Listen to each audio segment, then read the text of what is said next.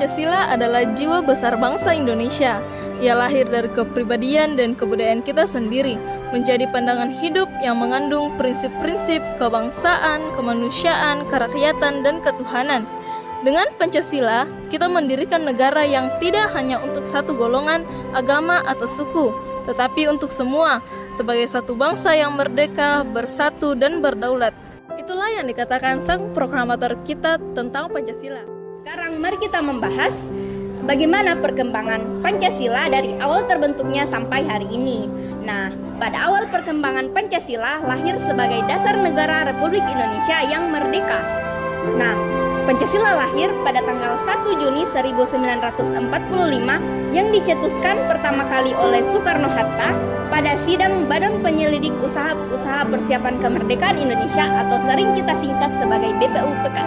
Di dalam pidatonya memuat 5 sila, yaitu internasionalisme, kebangsaan, kesejahteraan sosial, ketuhanan, mufakat, dan mufakat atau demokrasi.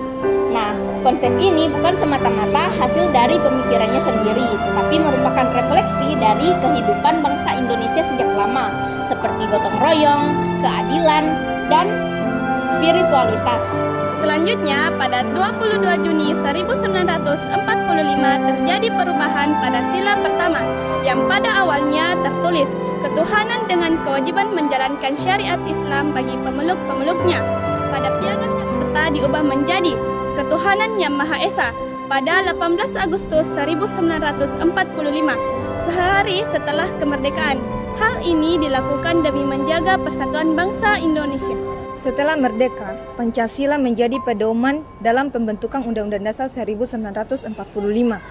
Dalam pembukaannya, Pancasila tercantum sebagai dasar negara.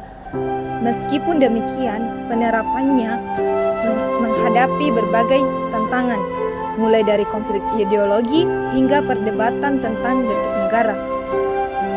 Pada era Orde Lama, Presiden Soekarno menekankan bahwa Pancasila sebagai pemersatu bangsa di tengah keragaman ideologi, meskipun situasi politik saat itu penuh gejolak. Berpindah pada era di mana Jenderal Soeharto memimpin Indonesia atau biasa disebut dengan Orde Baru. Pada masa ini, Presiden Soeharto mengedepankan Pancasila sebagai asas tunggal bagi organisasi politik dan masyarakat. Pendidikan Pancasila diperkuat melalui program penataran P4, yaitu pedoman penghayatan dan pengalaman Pancasila. Namun, selama Orde Baru, Pancasila sering digunakan sebagai alat politik untuk mempertahankan kekuasaan. Justru pada program penataran P4 tersebut lebih berorientasi pada indoktrinasi dibandingkan penghayatan nilai-nilai sejati Pancasila. Akibatnya, Pancasila seringkali dianggap sebagai doktrin pemerintah, bukan milik rakyat secara kolektif. Setelah kegagalan era Orde Baru dalam pemaknaan Pancasila pada tahun 1998, Indonesia memasuki era reformasi yang ditandai dengan runtuhnya Orde Baru.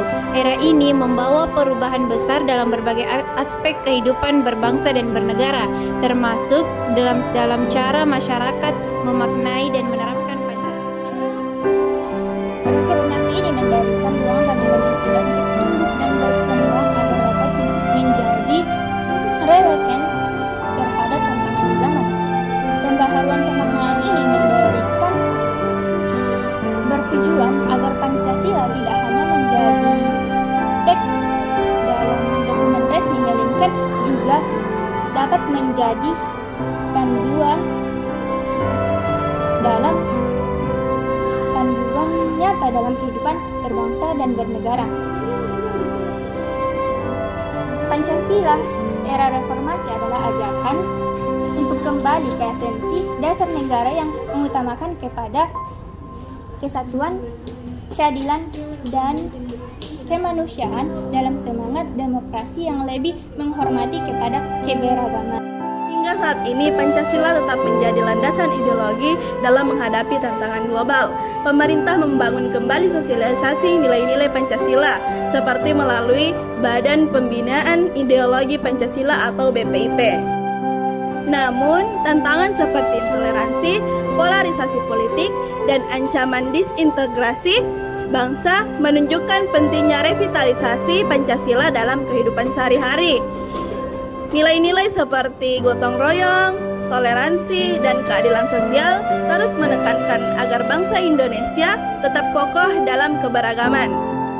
Pada dasarnya, Pancasila bukan sekedar dokumen sejarah atau slogan politik.